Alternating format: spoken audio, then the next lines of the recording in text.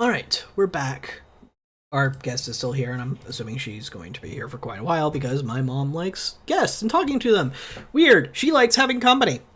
What a wacky idea. So we're just gonna have to make do. Thankfully, the dog's calmed down because he's probably sitting in someone's lap and being adorable, but also a pest, which is, par for the course for the dog. So, continuing on with Sitaro's message to Kokoro. Sorry, Kokoro. How should I put it? I know. I'll tell you later. For now, that's it. Wait, I was about to forget something important. Okay, Kokoro? As Sphia, from now on, don't eat any of the food. This is not a request. This isn't the best way to say it, but it's an order. I'll explain the details next time. Anyhow, if you take a single bite of anything, consider your life over. I'm counting on you.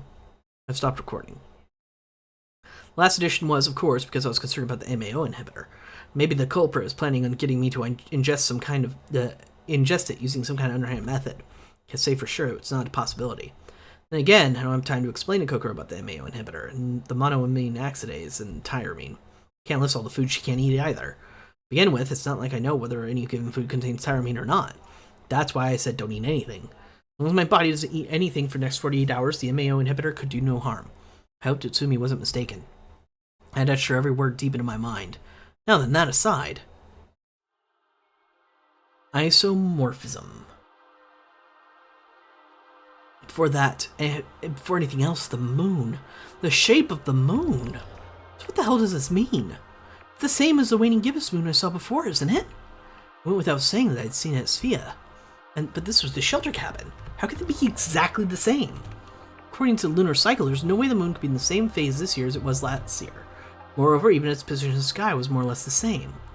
The eastern sky. It was rising somewhat higher than before and was moving around the southward orbit. It was still pretty much exactly in the same place.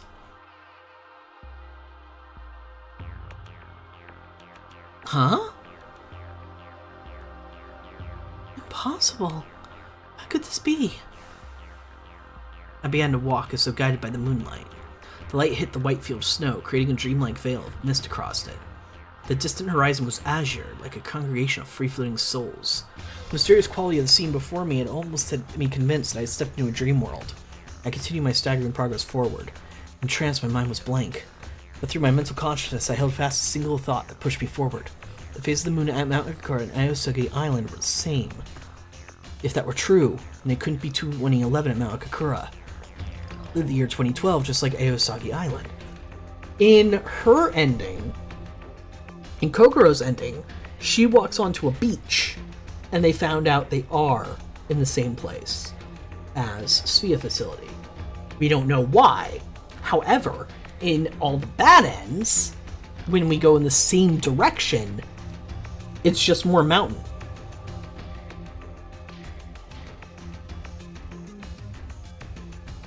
I wonder if something triggers it and it transfers too. I don't know. The year 2012, just like Aosugi Island. No, it's impossible. How do you explain Yomogi and the rest? He should have died a year ago. How could dead people be alive in the year 2012? Then my dim consciousness was that thought alone. In front of me shone a blue-white orb. No matter how far I am, I'll never be able to catch up to it. Though it remained stubbornly reticent, the light kindly illuminated a path for me, inviting me, summoning me. Holding fast to that feeling, I continued chasing after the shadow of the moon. Turning around, I saw the shelter cabin had grown small in the distance, and built in the middle of a deep hollow like an earthen bowl. I turned back and continued my slow ascent of the slope. Climbing. Before long, I reached the top, and what I saw there was... It's the ocean!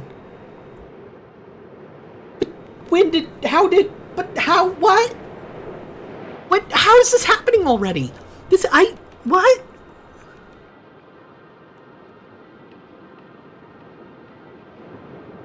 Is it when the transfers occur, we've already made the connection, or at least I've made the connection, that when the transfer occurs, it also happens for Hattori.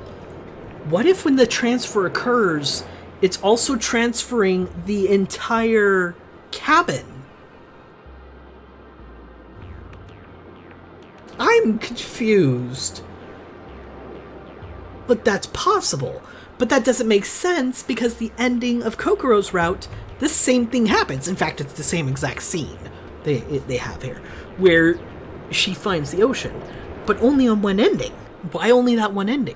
What is the difference between that ending and all the other bad endings where we walk the same direction and die? There has to be a difference. A vast ocean, its depths is the glossy sheen of dark velvet. No way. How could the ocean be here? There be an ocean here. Waves gently rolled across the ocean surface to quietly break on the shore. Ocean personality transfer theory. The jet-black depths of the ocean spread out in all directions with no apparent end. The soft moonlight kissed the waves with glossy brilliance. And looking upward, the starry sky felt as though it would fall at any moment. Far off in the distance, I could see the point where the horizon divided sea and sky. Give me a moment, real fast.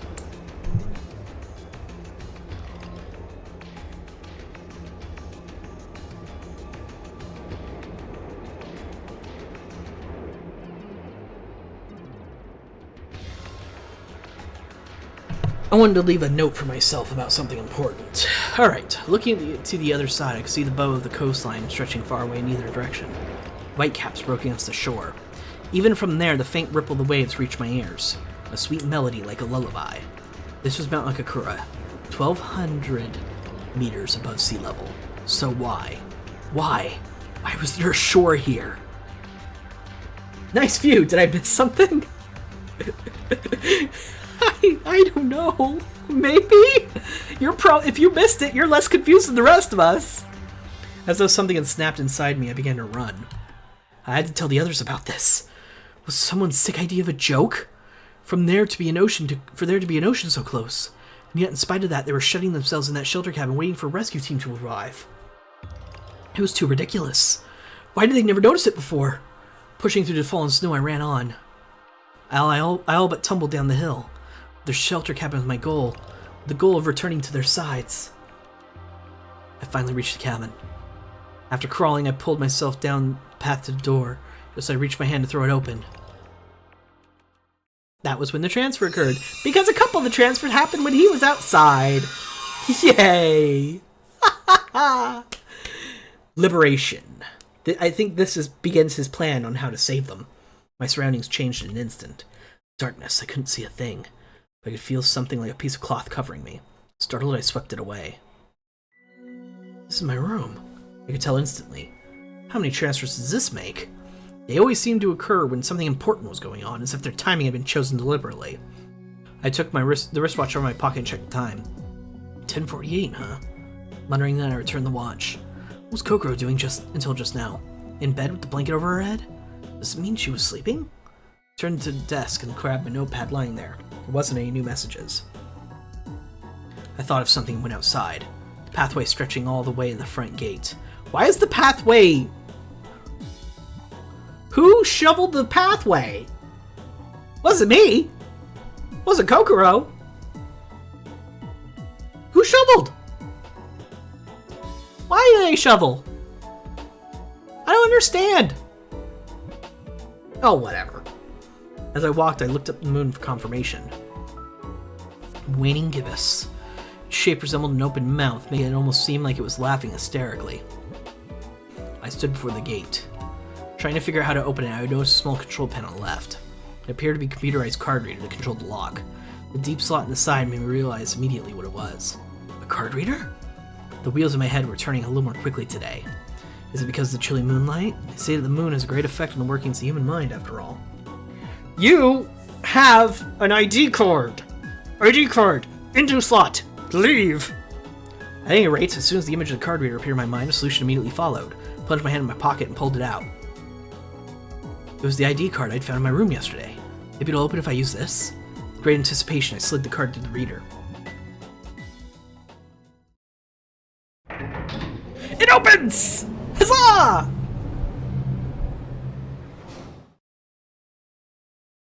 It was a little anticlimactic how easily it opened. I removed my card from the terminal and left through the gate. A faint sense of liberation. However, that was all. I'm finally free. I didn't feel the impulse to yell something like that. Come to think of it, the idea to develop a plan to free myself from Sphia somehow never occurred to me. Even though I've thought I want to be free myself from the transference phenomenon on many occasions. Between that, the shelter cabin, and the killer chasing me, I've had my hands more than full with these 3 things alone. I hadn't been able to open the main gate before anyway. The reality of actually being able to leave Sphia didn't bring me any great joy. Now then, went without saying that this was the coast. There it was, just a minute's walk from the main gate. The beautiful white sand of the shoreline stretched out east to west. Sphia was on Aosagi Island, so there was nothing strange about the ocean being here. But, before my eyes were gently rolling waves, jet-black depths of the ocean. The soft moonlight kissing the waves with its glossy brilliance, and the starry sky that felt as though it could fall at any moment. Far off in the distance, the point where the horizon divided sea and sky. The bow of the coastline, white caps that broke against the shore. The faint ripple of waves like a lullaby. It was a perfect copy. It was the same landscape I'd seen at Mount Akura.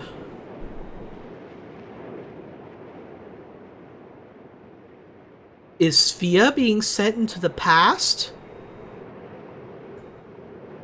It's a very isolated area. The weather has always been the same between the 2 locations. The moon is in the same spot sometimes.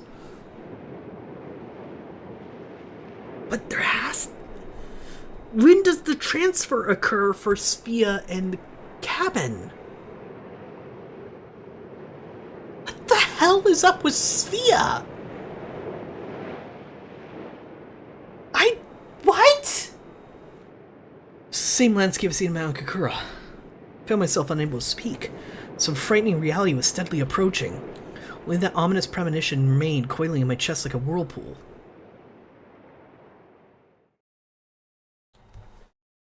I returned to my room and lay face up on my bed speculating. The moon, the ocean.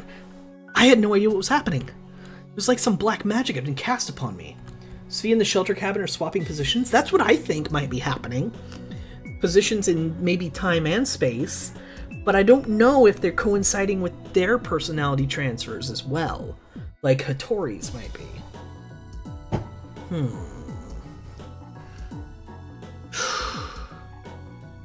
And how is it not noticeable?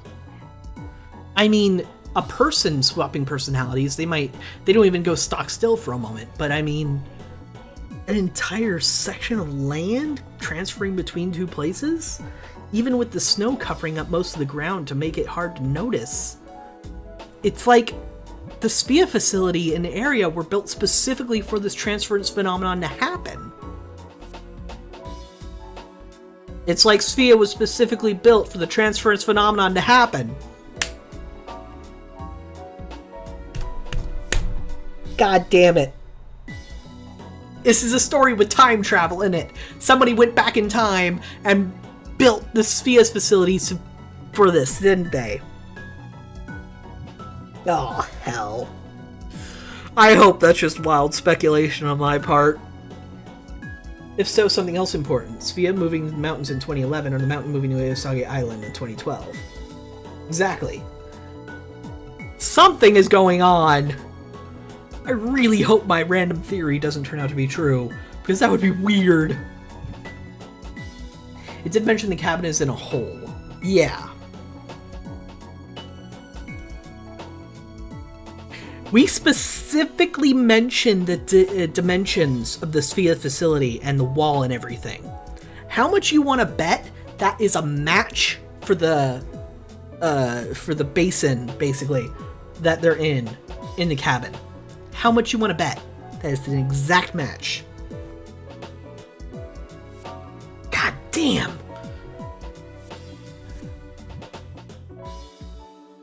And I will bet dollars to donuts that somehow it's Satoru who made this facility, or he planned it, or something, because he's the one who specifically made note of the dimensions. And he's got a pretty good memory for that sort of thing. Damn it. I knew something was weird about Sphia in general. Everything was totally irrational. I couldn't help feeling like I'd been cursed. If I wanted to escape from this curse, I should just gather my resolve, forget about everything, and make my escape from Sphia. The ID card was still in my pocket after all. If I wanted to, I could go forth with this plan at any time. However, it's because I could go forth with it at any time that I returned Sphia. It's irritating, but I can't run away from here yet. If I did, what would happen to Kokoro? To Lin, to Yomogi? If I left them now, they'd be caught up in the avalanche and die on January 17th. I couldn't abandon them. There's no way I would do something like that. And then there was the matter of the murderer pursuing me. And I still had plenty of questions about the transference phenomenon. It was impossible for me to just forget about all these mysteries after all. It's just the way I am. Until everything's been resolved, I'll stay here, come what may. I'd never be satisfied if I didn't. It'd be fine to make my escape soon after. Because the possibility remained open as long as I had my ID card. You better hide that damn thing. God damn it!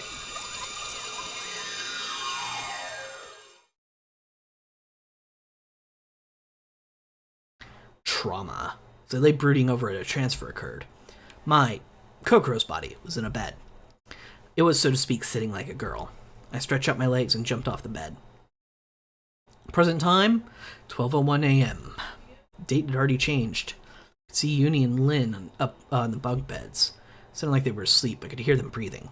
But I couldn't see Yomogi anywhere. Took a look down the storeroom, but there was nobody there. Where'd the old man go? Tried opening the door. Yomogi was standing outside. Standing with his back to me, he was gazing up at the moon. Even though he should have heard the door opening, he didn't turn around. I hesitated. Should I tell him the truth or not? Sea is likely still there even now. Surrounding this little hill where the shelter cabin stands, if you climb up it and descend the slope, you can reach the coast. Should I tell him? No, now's not the right time. That's what I thought. Even if 4 of us escape from here won't solve everything. Now Kokoro's consciousness is in my body. At the same time, my consciousness is in Kokoro's. What happened if I left him out on Kokoro in this state? It's quite possible we get stuck like this and I will even return to normal. And even if we could, that wouldn't necessarily mean the end of the transference phenomenon. Not really sure, but I have a hunch that it's going to continue forever. I'm repeating myself now, but we can escape at any time.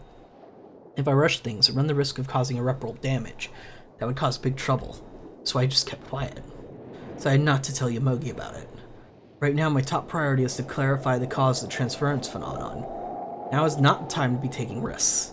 As I stood there thinking, Yomogi suddenly stood up. Spoke up, sorry.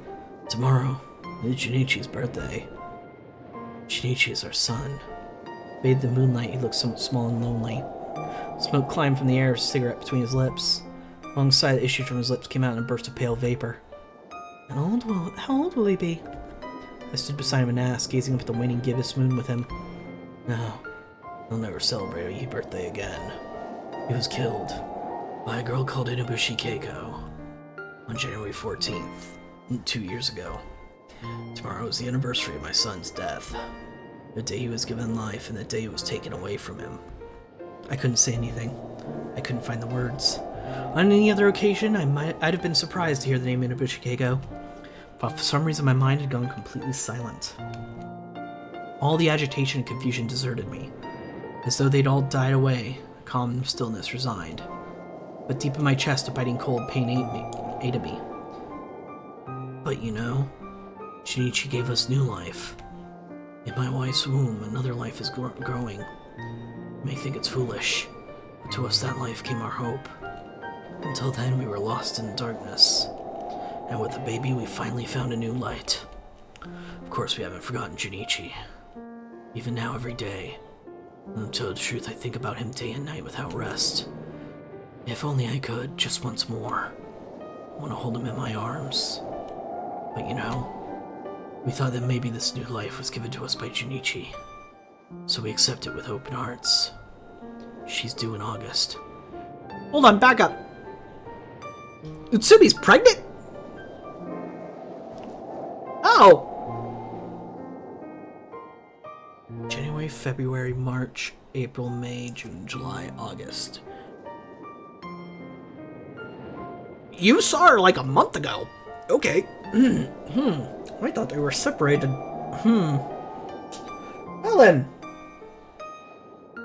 Oh, right. Oh, right. Thank you for pointing that out, Alu. Shit. For some reason that didn't occur to me. Oh, that makes the Kagome interpretation so much darker. Oh, no. Oh, no. Oh, that's bad. Oh, dear. Whew, that's a question I don't want to have to ask her. So we're not gonna. I wanted to go visit his grave to thank him. But at this rate, I don't think I'll make it in time. How did it turn out this way? The ash from a cigarette dripped on the snow like tears. With a faraway look in his eyes, he gazed up at the orb in the sky.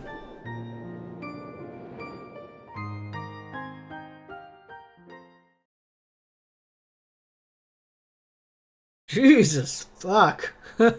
January 14th, the 4th day. He thought he was telling that to Kokoro, though, I think. Nucleotide. At 3:30 a.m. I'm sitting in the corner of the living area. I'm doing this in order to ambush a certain someone the moment she leaves her room. My intuition is correct. She'll definitely come. Last night, after listening to Yomogi's story, I'd burrowed into my bed at the shelter cabin and fallen deep in thought. Completely unaware of what was happening around me, I suddenly found myself back at Sphia. I came to in my own bed, my eyes closed. From the position of my body, I could tell that Kokoro's consciousness had already gone to sleep, but I didn't feel the least bit tired. A flurry of sparks were going off in my mind. Instead of counting sheep, I was absentmindedly thinking over everything that happened over the last few days. When I say thinking, I don't mean the usual meandering.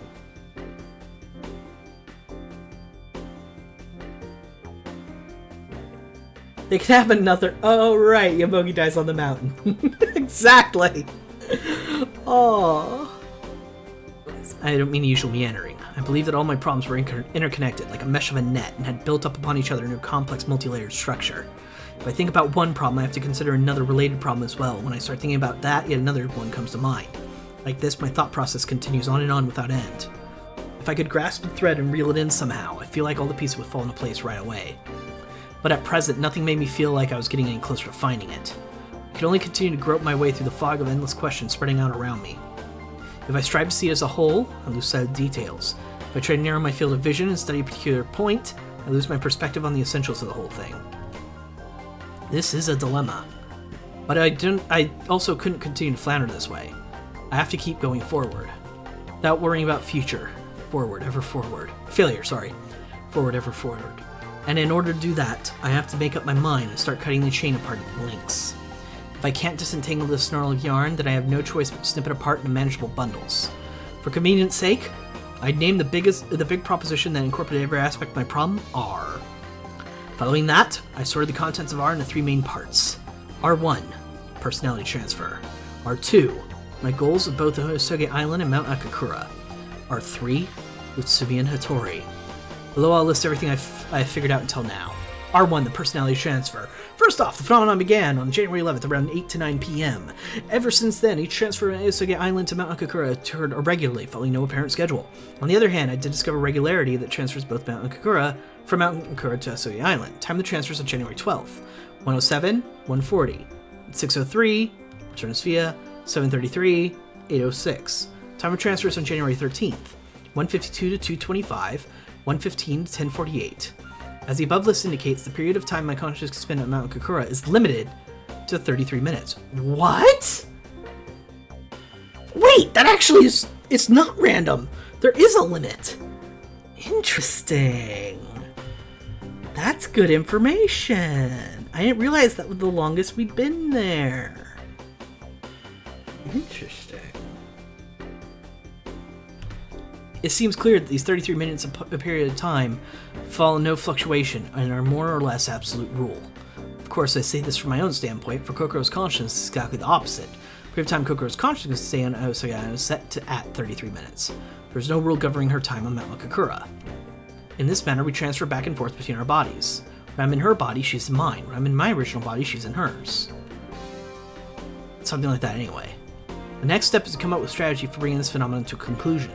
I wish to end these annoying and puzzling transfers as quickly as possible, and Kokoro probably feels the same. It's only natural.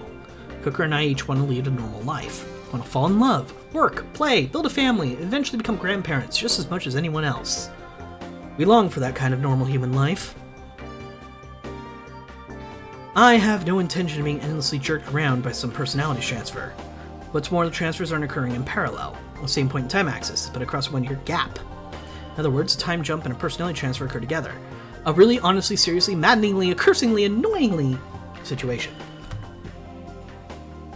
annoying situation. If I can speak plainly, what I'd really love to do is to wash my hands of it completely and run away to some tropical island. But even if I escaped to Cydonia on the planet Mars, there's still no guarantee that transfers would stop. That's why I have to find a way to solve it here and now, because I could very well be the one who fated to die on the avalanche January 17th, 2011. It might not be Kokoro, but me. And even if, for argument's sake, it's Kokoro's consciousness, I'm not sure what happened to my body after that.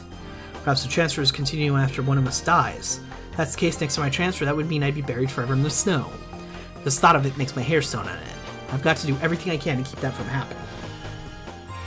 You really make some assumptions about her desires. It's true. It's true. I was going to make a similar joke about my own desires and how they don't necessarily match what he said, but whatever. Our time limit is drawing ever nearer. By January 17th, 3 days from now, I'll have to figure out this phenomenon and put an end to the transfers no matter what it takes. That's my mission.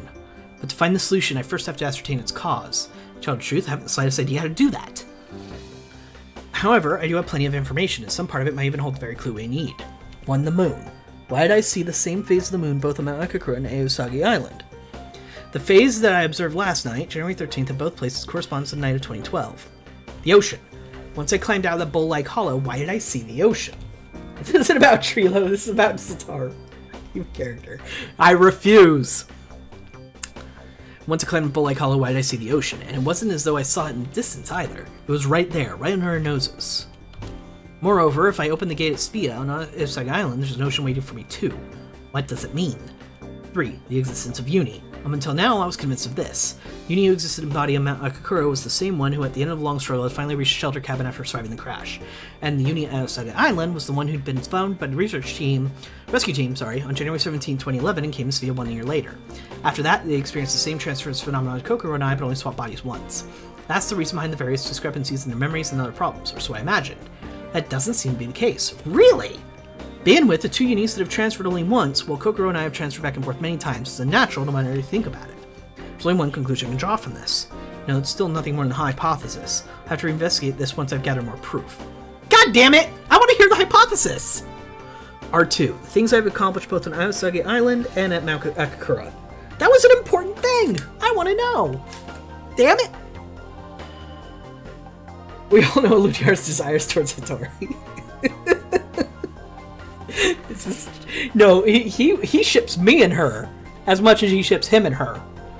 So, you know, double terrifying. Just taking it upon myself, figuring out the transfer phenomenon and putting an end to it, my goal. But to be honest, that sort of takes backseat to my other two goals. In other words, beyond just figuring out the transfer phenomenon, I have two other duties that I consider to be important. The first is finding out who's trying to kill me at Aosagi Island. Of course, since my investigation would be meaningless if I lose my life in the process, it goes without saying the goal here is to keep whoever's doing it slip and keeping alive. It's more of Sitaru x Hattori. That's fair. Who is it that pushed me off the clock tower, tried to drown me in a bathtub, and stabbed me in the dark? Is it Hattori, Utsumi, or an unseen fifth person, or an unseen sixth person? Because there are two people who are mysterious. Definitely can't be Uni. No, I can't completely deny that possibility. How the hell did things turn out this way? How did I get stuck in this state of affairs with someone out to kill me? Anyway, it's the fact that somebody is after my life. I've got to find out the truth as soon as possible. In order to wipe out the grave threat, it's urgent that I find the culprit and put a stop to their plans. I mean, Kokoro Hattori works too, I guess. It does work. I like it. My second objective, compared to the first, is sure to be even more difficult. If the enemy of Aosagi Island is human, you could say that Mount Kakura, the enemies are nature, time, and fate themselves. Can we have Kokoro x Hattori after the swapping is over? You know what? I think it would be for the best. The forces of nature, which no human can control. These are the opponents I must fight against. That's right, my second goal is to rescue the 4 survivors from Mount Kakura. According to history I know, 3 of those 4 are going to be caught up in an avalanche on the 17th and die. Moreover, one of those 3 is Mayuzumi Lin. Write us a fanfic, draw us a picture. Okay, hold on. I threatened to write fanfics, but that's because I think I can actually write somewhat decently. You don't want me to draw nothing. Nobody wants me to draw anything. That's a bad idea. A bad idea. And no, I'm not going to write the fanfic either. I only threaten to write fanfics. The woman I went out with was a long time ago. From my point of view, it's been 1.5 years since our breakup. For her, it's only been 6 months. My romantic feelings for her have already faded. But even so, the pure affection I held towards her never changed. Our relationship of 2 years forged a special connection between us. Even though we broke up, there's no way I can view her as a stranger now. Mayuzumi Lin was an important person to me. And now, if you view them in the same terms of affection, my feeling towards Fuyukawa Kokoro equaled my feelings for Lin. For these past few days, Kokoro and I have shared our bodies. We're made to experience the same situations and overcome many difficulties together. Kokoro and I, quite literally, united in body and soul. Strictly speaking, there are 2 important points that join us this way. The death of Fuyukawa Kokoro, directly or indirectly in every sense of the word, means the end of Yukido Satoru. And the death of Yukido Satoru in turn means the complete disappearance of Fuyukawa Kokoro from this world. Be they relatives or lovers, there can hardly be 2 separate individuals within this world with a relationship as intimate as ours. Yet we've never even met face to face. She's farther from and yet closer to me than anyone else. She is my fate, an existence equal to my own life. Of course, that doesn't mean I don't care about Yomogi or Uni. Although it's a little different from now with Kokoro, we 2 are comrades brought together by fate, make no mistake.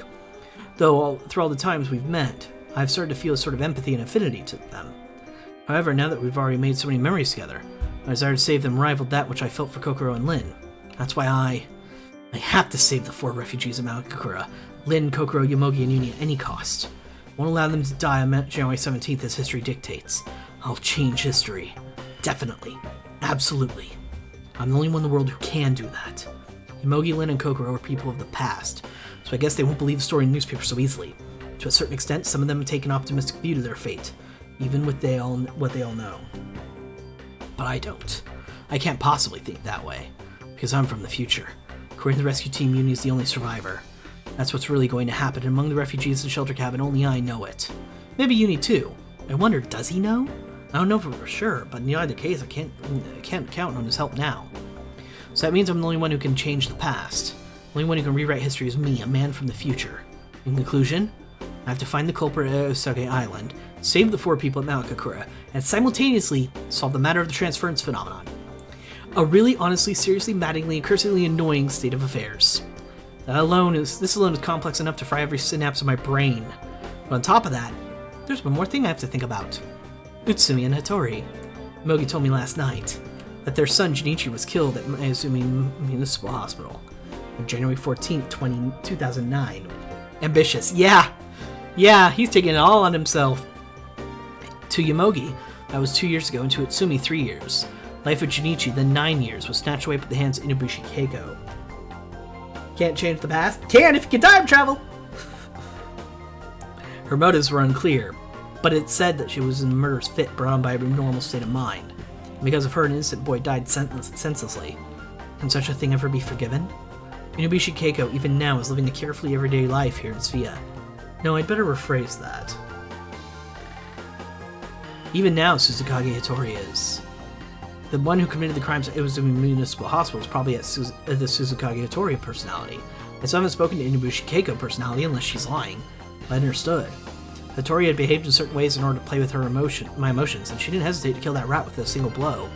After seeing such eccentric behavior, abnormality, and even cruelty from her, conjecture that Hattori was the true murderer and had turned into a conviction. I don't like this idea. This line of thought's a problem. I think that within Inubushi Keiko, the personality that holds authority over the others is Hattori. The fact that Hattori is the only one I've been able to talk to so far is because she's the one controlling Inubushi's body the whole time. On that day, she took the lives of 12 people. Without any particular reason, just because there was an impulse during her fit, she crushed those people like insects. I felt that Suzukage Hattori would have no problem committing an inhumane act so casually. Just thinking about the incident is enough to make me feel a heavy sorrow in my heart. When I think about how it was just a way for her to express her emotion expressed inside her, just for that moment innocent lives were lost. A heart-rending, almost unbearable misery sunk through my chest. Even I, a person who is no way involved with that incident, feels like this. How deep a hatred must a parent feel for their own lost child feel toward the killer? What would I do if my own child was so senselessly murdered? If one day without warning someone irreplaceable was simply stolen from me? If my peaceful life were smashed to pieces, torn from its roots? I would definitely kill her. I'd kill her. The same way she killed my child. No, I'd be even more cruel. Could Utsumi have come to Svea for that purpose? She came here for revenge. I don't know how she managed to get to Svea. But anyway, for the injured party and the assailant to have converged in the same place can't be coincidence, right? Today, January 14th, is Junichi's birthday, as well as the anniversary of his death. There's no doubt Utsumi's going to try something. I'd felt an intense uneasiness once I realized that. Well, I'm glad he made that connection super fast. That's why I'm here now, waiting for Utsumi to come out of her room. It's past 4 a.m. now, same time Hattori crept into Ozumi Municipal Hospital. If Utsumi's out for revenge, she's not going to let this chance slip away. However, if, as I predicted, Utsumi came out of her room right now, what would I do? I still hadn't decided. Would I say stop this nonsense and restrain her? Would I hide in the darkness and silently watch her break into Hattori's room? I don't really know myself why I'm trying to ambush her. But no matter what, I couldn't just sit there in my room and do nothing. Outside, the darkness of night still reigns supreme. Because of the season of our latitude, the sun doesn't rise here until well after 7 a.m. Could be coincidence. Oh, it's not. I wait for her. Holding my breath, trying to conceal my presence and clearing my mind, I focus entirely on listening.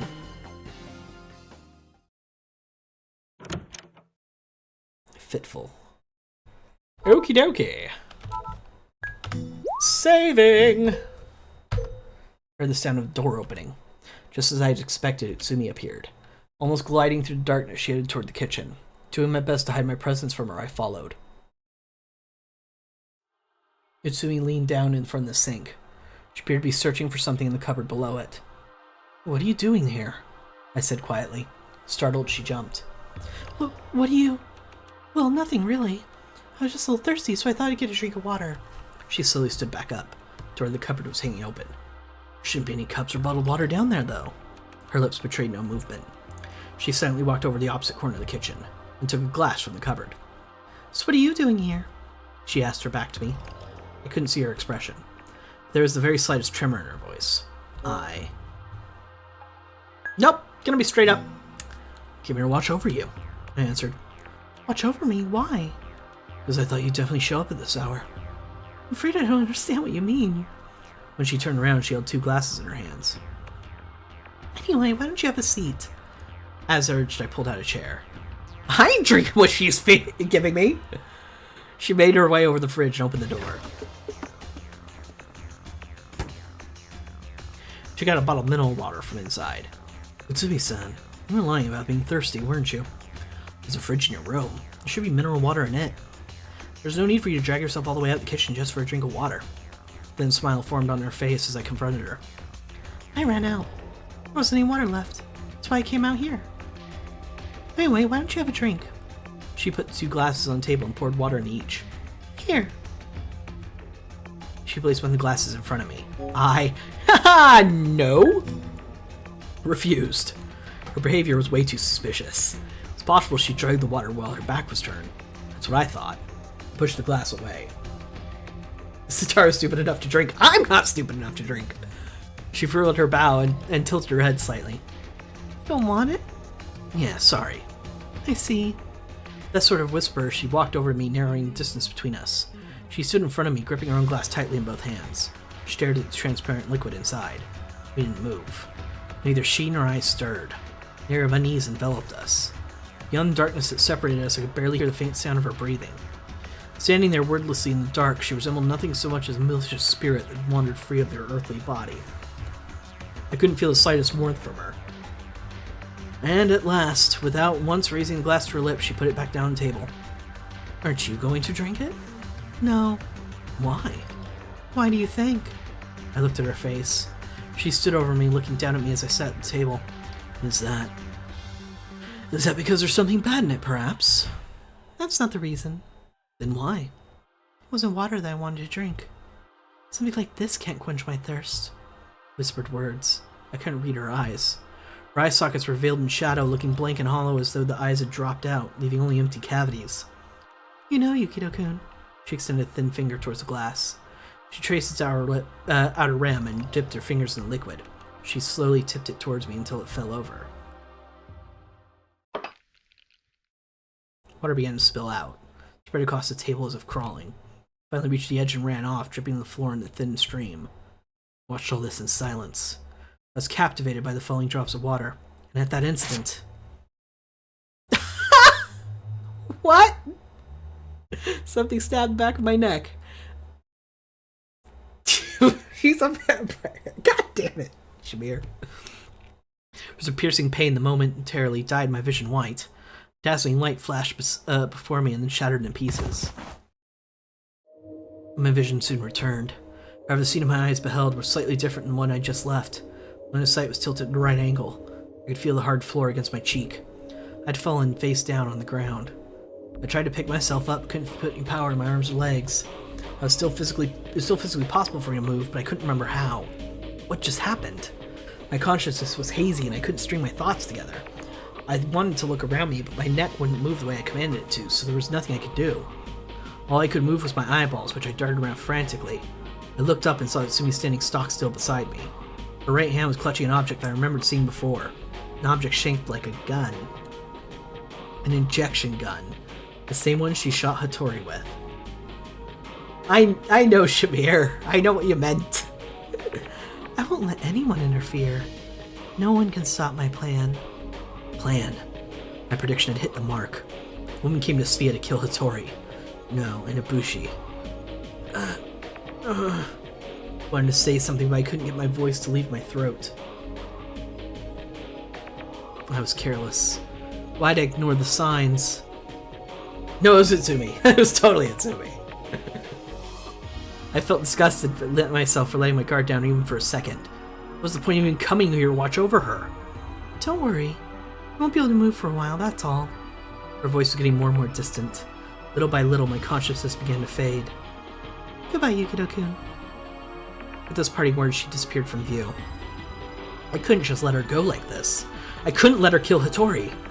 A grand struggle began against the demon lurking inside me had now begun. I struggled frantically, trying to grasp hold of my dimming consciousness. First I tried focusing all my nerves to my fingertips. I was barely able to move a pinky. Quickly, so as not to forget that sensation, I fired off commands to my ring, middle, and index fingers. Using the method like a magic spell, I turned my entire body back on, little by little. I tirelessly continued my work. Eventually, I found myself able to move my hands up to my palms, and the feeling returned to my arms. Gradually, I regained control of my feet. Although that said, I was still unable to lift my body. I crawled along the floor, chasing after Utsumi. Damn it! Words leaked out before I could think. My vocal cords seemed to be showing signs of recovery. She probably shot me with a powerful tranquilizer. So by that, why could I still move like this?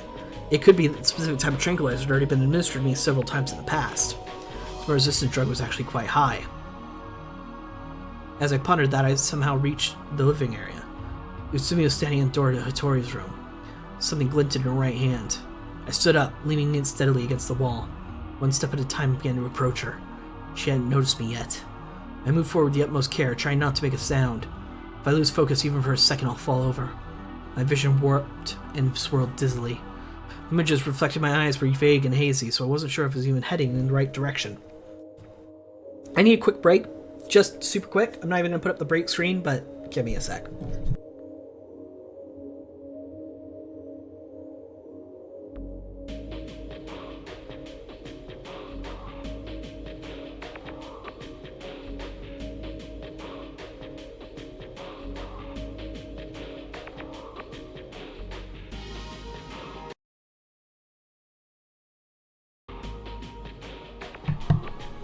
You know, Lunar, your love for Hattori is causing you to make superhuman leaps of logic.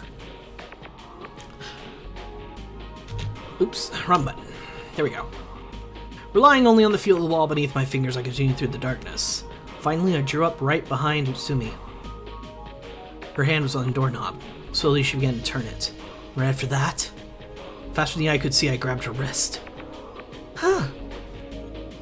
Never releasing my hold, I covered her body with mine as though in an embrace. The momentum carried me to the floor, bringing her down with me, and we rolled across the floor in a tangle. I hadn't planned on it, but I ended up pinning her down. She lying face up on the floor, and I right on top of her. She struggled below me, all my body weight pressing down on it against her. In her right hand was a horribly sharp knife. A kitchen knife. She'd probably pulled it from the cupboard after I fell over in the dining area. I held her tightly by the wrist, refusing to let go. My body felt like an old tin toy.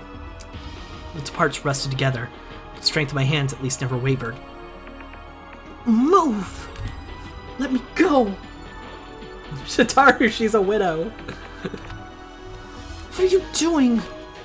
No, I won't let go.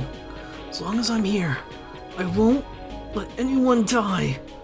My joints creaking, I pulled away from her. Pinning her wrist with my left hand, I pulled the knife from her with my right. And I hurled it away in the living area. With a dry sound, the kitchen knife disappeared in the darkness. Maybe it was because of the relief I felt, but as soon as I heard that noise, I was attacked by an overwhelming sense of exhaustion. I rolled powerlessly on the floor beside her. She even allowed me a moment of rest. She suddenly sprang onto me, grabbed me by the torso, and pulled me violently to my feet. Why are you interfering? This has nothing to do with you! So why? Why? She shook me back and forth. I didn't have strength left to fight back.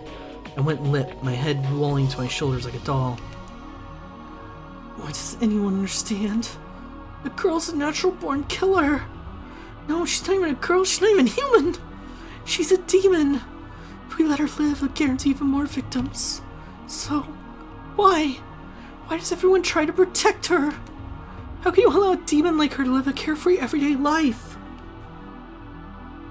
Even though Junichi was... Even though he was killed so horribly, I'll never forgive her. I'll never forgive her. I'll kill her no matter what. Mitsume had finally revealed her true nature. Her calm face had been torn away, replaced by that of a demon. Her long silver hair was disheveled, her pupils abnormally wide. A pattern of hives began to mar her brown skin. Livid veins spread cracks across her face, shrouding it until she looked no different than a corpse. The only thing visible were the warped features of the cruel murderous monster, all human blood frozen and immobile in her veins. As if Itsumi had summoned a demon to claim Hattori, but found herself possessed instead. The way she looked, you could almost believe she was playing the part of a villain in some tragic melodrama, but the murderous aura she now emanated was no different than that of a mental patient capable of flying into a killing rage at any moment.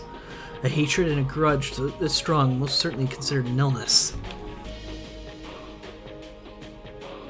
Way to stereotype people with mental disorders. I mean, holy shit. Ugh.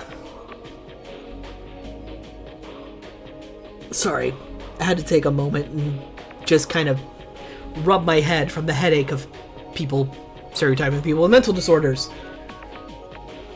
But moving on. An illness to which, over time, an ordinary human being might succumb. And if it was true, Tsumi was most likely attempting to expel the sickness from her body by killing Hattori. How was that any different from what Hattori had done during the Ozumi incident? There wasn't even a fragment of anything left like a great ideal here. You could even say she was driven mad by the brutality festering within her. I pitied her. Her condition didn't inspire me the slightest feeling of anger or hatred within me, only a deep, deep sadness.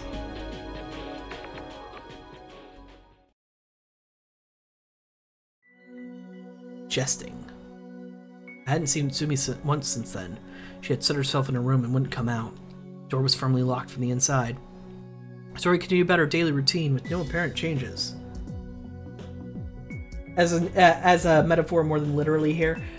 I know, but there's a line of thought that it really, really, really is reminiscent of that tends to get me right in the head.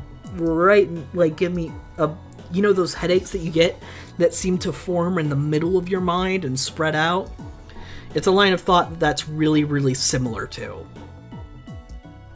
And it really is harmful to people who suffer from mental illnesses, that line of thought. I'm not going to go into detail about it, though, because it tends to cause debates I want no part of.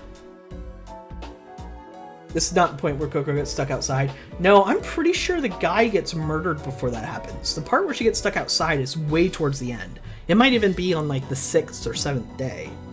Maybe not the 7th, but probably the 6th. So I don't think we're at it yet.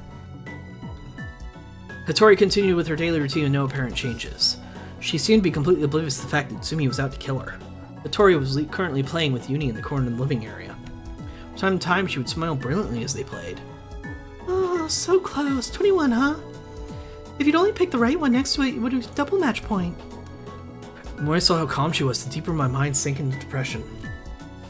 Behind me, right on the other side of the single thin wall, a personification of madness itself was hiding.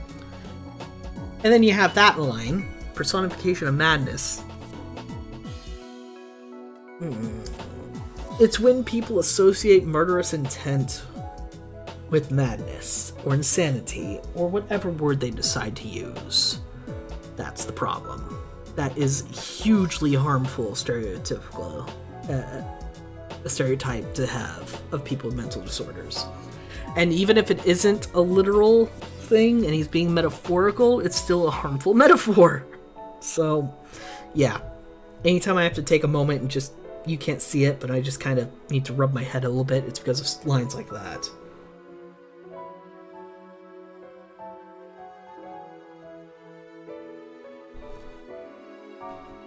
Even now, she might be waiting for a chance to slaughter Hattori. If I could simply feel hatred or anger toward Utsumi right now, it would be much simpler. With justice as my shield, I could stand against her. Too tired to use it. That's fine. I get some of the orders mixed up too. That's why I never remember exactly what's going on with the transfers, like when what events are happening when they transfer. I don't remember word for word what happened in Kokoro's campaign, that's for sure. Or chapter, that's for sure. But I don't. I understood Utsumi's feelings. Feelings of a mother deprived of her own child. I can't blame her. I can't scorn her. Compassion and pity truly are awe-inspiring, I thought. I couldn't do anything for them. For Utsumi, or for Hattori. All I could do was protect Hattori and try to take precautions in case Utsumi snapped. What drove me was neither a sense of duty nor of justice, but simply my own clumsy instinct. I headed to the kitchen and downed a glass of water. I hadn't slept a wink last night, now drowsiness was advancing upon me. I had really wanted a cup of coffee, but I remembered the MAO inhibitor and changed my mind. Of course, I couldn't very well go nap in my room. I had to guard Hattori. I took my eyes off her for a second. Utsumi might use the opportunity to rush out of her room. And then Uni was right there beside her, and even with the way she was right now, I don't think Utsumi would lay a hand on him, but just in case I decided to let Uni know. Hey Uni, got a moment? I called out to him as I headed to the living area. Not now! We're in the middle of a showdown! Yes, he's talking about the game with Hattori. I immediately understood what they were playing. A game with the players write numbers from 1 to 25 in a 5x5 square, then take turns calling out a number and painting in squares. A kind of bingo, commonly called 25. Sophia is the kind of environment with nothing to do, so the only thing you do is kill time with the primitive games. Then 18. 18? Are you sure about that? Well, then 21. You already said 21. Who did? You did. I did not say 21, you liar. Hey, Uni, come on. It won't take long. Yeesh, you're annoying. Sorry, Hattori, can you give me a moment? Uni sit down a pencil and paper he'd been holding and ran over to me.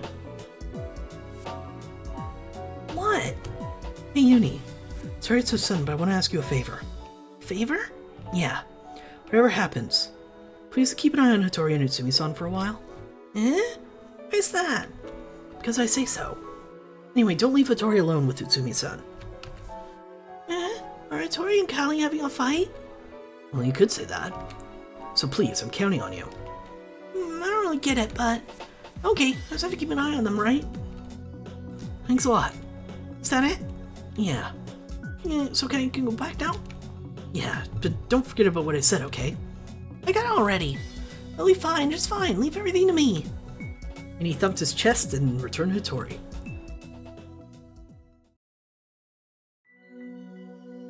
Puer Aeternus. At least I think that's how I pronounce it. I have no idea, because what the fuck is that supposed to mean? I turned to my room for my coat and headed outside. Just like yesterday, it was sunny. The clear winter air was incredibly refreshing. Though it's not like I came out here for the air.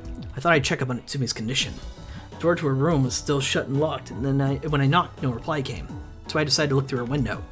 I had to walk clockwise around the outside of the building. In no time, I was standing outside my target window. I immediately noticed something odd. The window was open. Peeking in the room, I found it completely empty. Fuck! Hey now, where'd you go? Maybe she's in the bathroom? I discarded that idea the minute it came to me. The snow beneath the window. There were footprints there other than mine. Though rather than footprints, there were more like tracks that someone dug through the snow. Snow had risen here and there in uneven mounds, forming a trail as though someone had crawled underneath it. Follow that trail. What? The trail weaved across the grounds like the contours of a Arias coastline. When I thought the path was going to zig, it zagged. A rise I expected to find in one place turned in another direction completely. In that sense, it was more like an insect trail, wandering unsteadily across the snowfield. Eventually, I reached the wall. At the end of the trail was Tsumi. She stood slightly apart from the wall, petrified like an old tree. Her back was turned to me, so I couldn't see her face. I leapt through the snow, steadily making my way over to her. I approached her from the side. There was something like a notebook in her hand. She was absentmindedly staring at its open pages. She didn't seem to be aware of me at all. "What are you doing out here?" At the sound of my voice, her head shot up. She turned and fixed me with a sharp glare. She thrust the notebook and whatever it was behind her back. Oh! Kokoro's swap where she got told to not interfere anymore. It happened out here. She thrust the notebook or whatever it was behind her back. Slowly she drew back toward the wall. "What's that?" She didn't answer me. The eyes that stared at me were cold and cloudy and sunken. Suddenly glanced down at her feet. She was barefoot. Blistered raw from the cold, her feet were bright red and swollen about the ankles. If you haven't noticed, what did you notice, Alu? What did you notice? Sataro's part's not blizzardly clear weather. Oh no, this wasn't snowy for Kokoro, Alu. Where there are 2 days where it wasn't snowy, and this is the second day. Everything else is going to be shitty snowstorm. But yeah, there were 2 days for Kokoro that it wasn't snowy, and it was the same way for Sataro. Everything else has been super snowy. That is important, though. This part was in a blizzard, though. It was only a blizzard on the days that it was a blizzard at cabin, though. It wasn't a blizzard all the time. There was still some sunny days. I remember specifically being super thankful that we had the sunny days because it would warm things up a tiny bit, which they desperately needed, because they were starting to run out of firewood and stuff like that. But then the snow returns on the last 2 days that they really, really didn't need it. "Utsumi-san," I murmured, pity in my voice. She continued her retreat. Her back struck the wall, and her body trembled furiously in time with the pounding of her heart. Could still be a hint. Well, we already made that connection, though. That's something that Sataru has already specifically mentioned. Yeah, the weather is consistent, and the position of the moon and the phase of the moon, all of that is consistent between the two places. Which is why I thought that they were swapping positions. But as for consistently consistent, as in even though they're swapping positions, everything is still the same weather, that I don't know about. So my theory might not be true, or there's more to the theory than I thought. It is an important point, though. You guys are right. And my explanation doesn't completely account for it. Although it wasn't possible for her to retreat any further, her feet continued a backward scramble. Her bare feet sliding on the white surface. Big white flecks of snow clung to them. I advanced with decisive steps. "What is it? Don't come any closer, stay away from me!" Her sharp voice cut through the frozen atmosphere. The face that Tsumi turned to me was gruesome and filled with menace. Unfazed, I continued forward, narrowing the distance between us. I grabbed hold of her arm. Strengthening my hold, I jerked her forward. "Stop it! Let me go! Let me go!" I let her continue her futile struggling as I admonished her. "Nope, not letting you go. Go back to your room." No, stop it!" She continued to thrash about, and I tried somehow to calm her down. Something slipped from her hand and went flying. Something like a shot bird. It fell to the snow. Spinning like a shot bird, it flew in the snow. Throwing off my hand, so she went running over the fallen object. Bare feet? Yeah, she's not wearing shoes right now. Reacting immediately, I chased after her. One of her feet got caught in a snowbank and she fell forward. Even that didn't halt her movement. She was soon dragging herself through the snow on her hands and knees. I strode past her and picked up the object. It wasn't a notebook, but a file folder. I flipped it open. Inside was a clear sheet protector that held several photos. The first was a baby. It was probably taken a few months after birth. Newborn baby was laughing happily in the picture. The color of the hair and skin were very similar to Utsumi's. And its eyes and nose somehow resembled a Miyomogi. This baby the new life Yomogi was talking about last night? I turned the page. Page after page, they were all pictures of the same baby. However, alone on the very last page was a boy. In a red cap, a white t-shirt, shorts, and sneakers. Probably a park behind him in the shot. Awash with the brilliant sunlight, he was aiming a peace sign at the camera. Mischievous little boy with light brown skin. Could this be Shinichi-kun? Suddenly, the file was snatched away from me. Sumi was hunched over like an elderly woman, clutching the file to her chest. Sorrow was written plainly on her downcast face. Her mouth hung open, and from it escaped an inhuman groan. Her silver hair disheveled, her pupils abnormally wide. Blood-red hives standing on the surface of her brown skin. It was all exactly like the way I'd seen her this morning, her features warped and crazed as though she'd been possessed by a demon. You're after him too, aren't you? Shinichi, you're after him too. A deep pain throbbed in my chest. As though I had been gutted, slowly torn apart, I felt as though the heart was about to break. Sumi-san, let's go back. I was finally able to whisper. Go back? Are you asking me to go back too? I have nowhere to go. Place to go back to, huh? That's not true, right? You still have...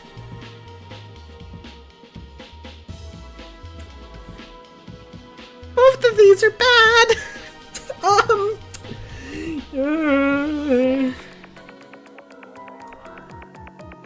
She doesn't have Yomogi, and she doesn't have a child.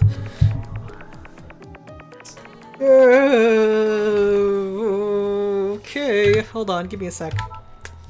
Saving, because this strikes me as a very bad place to make a bad choice. Not me! A child, don't you? A baby born last August? The baby's waiting for you. That's why, wherever that baby is, that's the place you should return to. How did you know? What? How'd you know the birth was in August? Because I heard it from Yomogi-san. You told me last night. Due date was in August. That means the baby would have been born last August, right? What are you saying? Jeez, how do I explain it? Probably won't believe me, but I met the Yomogi 1 year ago, in Mount Akakura. That's why I didn't know about Shinichi-kun and your baby. I heard it from him. Stop talking nonsense. Is there something wrong with your head? That's my line. I don't think you're in the right mind either. I'm begging you, please go back to the old Itsumi-san. I'm perfectly sane.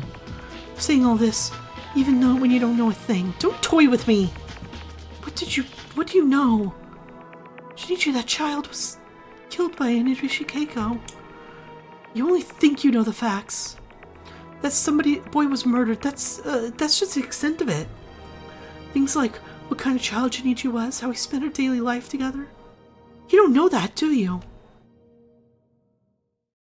Saying that, she silently began to tell me her story, while fighting back tears that threatened to overflow her from her eyes.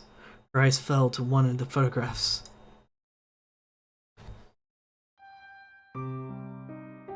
Yomogi Shinichi-kun. Age at death, 9 years old. On day of his 9th birthday, he departed this world. Mischievous, willful, always causing trouble, and yet an unusually lonely and clingy child. At night, if he had a bad dream, he would crawl in his mother's bed and fall asleep. As if wanting her smell, he'd press his nose against her arm. As soon as the sun rose, he'd leap out of bed and bounce around with the energy of a kitten. He loved doing dangerous things so much, he once climbed up the chimney of a public bathhouse, causing a great ruckus. This guy from Pokemon. All the adults gathered together, trying to persuade him to come down, but he wouldn't leave the chimney. Later we found out he'd frozen in fear and couldn't get down. And then dust fell. Mogi finally came to save him. Mogi didn't scold his son with harsh words. He just smiled quietly and gently patted his head. And Shinichi-kun cried at the top of his lungs. Sobbing and wailing even after he ran out of tears, he cried and cried. I'm sorry. Over and over again, he apologized as he clung tightly to Yomogi's leg. He was a boy of ever-changing emotions. When he laughed, it was with his whole heart. When he cried at the top of his lungs. He was 5 years old the first time he was sent out on an errand. Instead of cabbage, he accidentally brought lettuce. And Utsumi said, "What a pity, I was going to make cabbage rolls for dinner." When he saw the troubled expression on his mother's face, Shinichi frantically tried to play dumb. The old man sort of told me. While trying his best to make excuses, his eyes began to overflow with tears. I'm saying it's fine. I said it's fine. So I gave him gave him money like you told me, and I got the right change too, see, and said it's fine, so... The man said so... He was probably so ashamed he couldn't bear it, and so he cried. Sumi wanted to comfort him, so she spoke to him gently. But the more she tried to comfort him, the harder he cried. He was a crybaby. Athletics was one area which he excelled, and the training wheels came off his bike when he was still in kindergarten. Does look a little like Satoshi. Of all the neighborhood children, he was the first. He must have been very pleased with that, because he showered his bike with love after that. One day, he decided to go shopping together with the next town over. Mogi and Natsumi had intended to go there by train, but Junichi-kun wanted the bike there no matter what, and they wouldn't listen. In the end, he rode there on his bike by himself while the parents took the train. On that very day, there was an accident and all the trains were stopped. Having reached their destination first, he smiled proudly. He hadn't learned how to wink yet, so he squeezed both his eyes shut and attempted to look gallant. That's why I said bikes are faster! By the time he started elementary school, he had already ride it with no hands. Even going downhill, even when passing a car, he wouldn't stop. It's tough doing that, it's dangerous. Even after Itsumi scolded him, he continued riding like that, his face supremely unconcerned. He would ride around everywhere, over hill and dale, until nightfall and in early spring, come back from the field soaked and covered in mud. He was covered in scratches and scrapes all year round. When the three of them went skiing, he would ascend the peak alone and come back down safely. Perhaps he'd inherited his love for dangerous things from his father. Sumi thought it was charming to have a child like that. His dirty clothes could be quite troublesome to clean, though. Mischievous, willful, always causing trouble, and yet an unusually lovely and caring, clingy child. Evening came. Junichi-kun would crawl in his mother's futon and fall asleep. Yomogi was right there beside them. Three of them slept side by side, the very picture of a happy family. Sleep, sleep, sleep. In summer they sleep under a single thin sheet. Wind would blow in gently from the open screen door. A wind chime would ring. In autumn they changed to a thick blanket. The wind would wind would begin to grow colder. Outside the fallen leaves would rustle as they tumbled about. Winter came and Yomogi would disappear. In order to support two of them, he risked his life climbing snowy mountains. Mother and child would embrace each other, waiting for Yomogi to return. Even in the city, it would begin to snow. Down and down it would come, till it lay thick on the ground. And then spring would come again. And as soon as the sun rose, Junichi would start bouncing around. He'd come home caked in mud. Many days passed this way, then months, then years. Time passed in an instant. And then, on January 1st, 2009... Do you know how he died? His heart was such a pretty pink. His ribs were so white and thin they looked transparent. His face was the only part of him left uninjured, and it was stained red. So I wiped it off. How do you think his face looked? Was it a peaceful sleeping face? A sweet face like the times he'd crawl into my futon? Or was it a sad crying face he made back then? No. His face. It was warped in agony. His face of anguish, so he were burning in the deepest pits of hell. His lips were open so wide they looked like they were about to split apart, as if he was trying to scream. Now you understand, right? I'm going to kill her, no matter what. So stay out of my way. I won't cause you any trouble. Please. Saying that, she left. I couldn't call out to her to stop. For the next few moments I could only stand still, unable to think. Except that I felt a chill deep within my chest as if it were frozen. My heart was crumbling. Like a marionette with its strings cut, I fell to my knees in that recently disturbed snow. Money swap.